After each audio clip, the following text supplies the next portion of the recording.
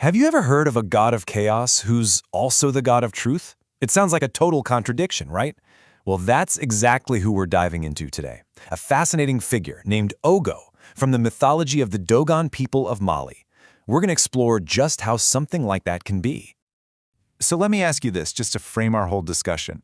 We usually think truth is all about clarity, structure, order. But what if the deepest, most important truths can only be found by looking into the messy, unpredictable, and chaotic parts of our world? Okay, so to really get Ogo, you've got to understand the universe he comes from. And for the Dogon people, their entire cosmology, their whole view of existence, is built on this epic tug-of-war between two massive opposing forces. So on one side, you've got Nomo. Think of him as the golden child. He's all about heavenly power, right reason, society, ritual, basically order with a capital O. He's the one who lays out the blueprint for how the world is supposed to be. And then you've got his brother Yurugu, who's better known as the Pale Fox. He's the total opposite. He's the brother who's fallen from grace, he's an enigma, he's disorder, he's the one who comes in and just messes up Nomo's perfect plan. So you might be wondering, how did this Pale Fox, this agent of chaos, even come to be? Well, here's the thing. He wasn't always this way. His story actually starts with a different name, Ogo, and a very, very different destiny. The story goes something like this. The supreme creator god Amma makes Ogo. His job?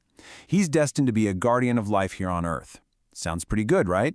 But Ogo gets hit with this overwhelming fear. He's terrified of being separated from his twin.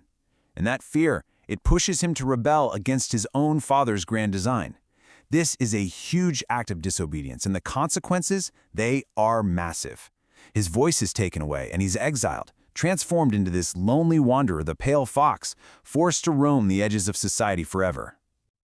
Okay, but this is where the whole story just gets so much deeper.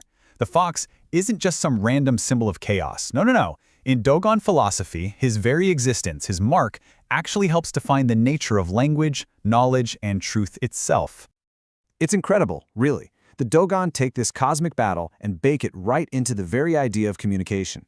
They say all speech can be broken down into 48 forms. And guess what?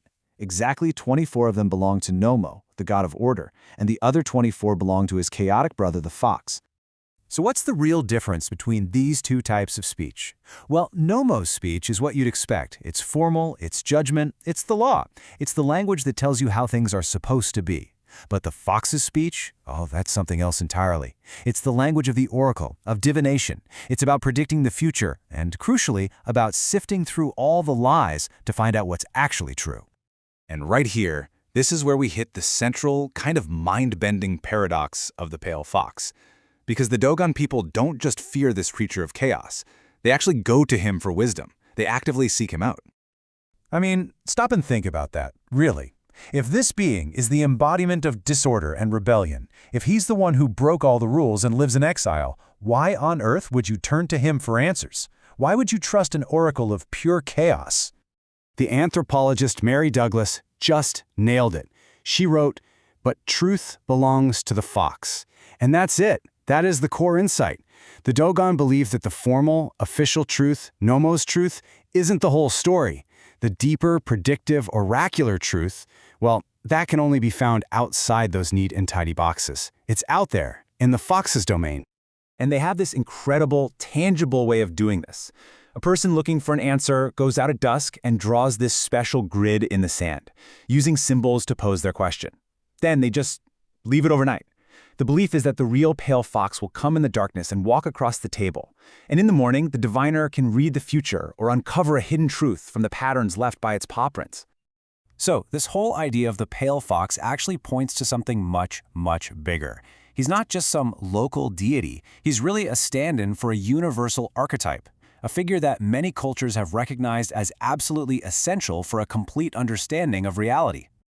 And that's the role of the trickster. Trickster figures like Ogu Wogo are necessary because they shake things up. They challenge our comfortable assumptions. They shatter rigid systems. And, in doing so, reveal the difficult truths that organized society often prefers to ignore. They represent the messy, unpredictable, and chaotic parts of life that are, nonetheless, absolutely essential. And here's what's so brilliant about Dogon thought. It's like they take Plato's famous allegory of the cave and just flip it completely on its head. For Plato, the shadows in the cave were illusions, and truth was in the bright world of ideas outside. But for the Dogon, the world of formal appearances, that daylight world of Nomo, is the one that can be misleading. The real unfiltered truth is found by venturing into the shadowy realm of the pale fox. Which really leaves us with something to chew on, doesn't it?